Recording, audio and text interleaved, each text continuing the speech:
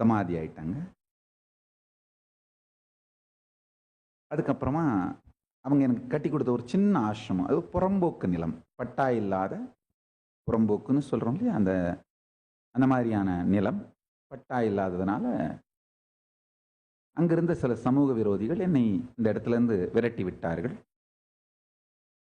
நானும் வெளியேறி இந்தியா முழுக்க மற்றும் பல இடங்கள்லையும் பல மடங்கள், ஆசிரமங்கள், ஆதீனங்கள் எல்லாம் பிக்ஷை எடுத்து சாப்பிட்டு, கை நீட்டினா சோறு, கால் நீட்டினா தூக்கம்னு வாழ்ந்தேன்.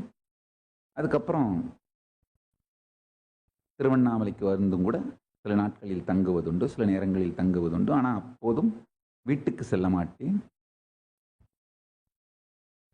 இந்த ராத்திரி அன்னக்காவடின்னு சொல்ற இந்த பிக்ஷை எடுத்து வாழுகின்ற சன்னியாசிகள் அவர்களோடையே சேர்ந்து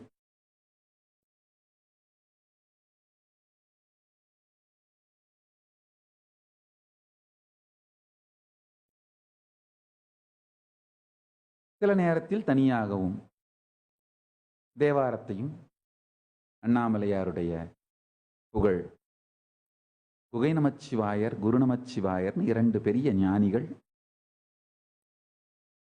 அண்ணாமலை அந்தாதி அப்படின்னு பாடியிருக்காங்க. இந்த பாடல்கள் எல்லாம் பாடிக்கொண்டே மாலை இரவு நேரத்தில் மாடவீதி சுற்றி மலை சுற்றி செல்வோம்.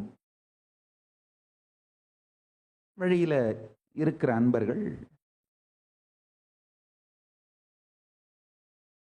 உணவுப் பொருள் கொடுப்பார்கள் அல்லது பணம் கொடுப்பார்கள். அந்த மாதிரி நான் வாழ்ந்தேன் என்பதை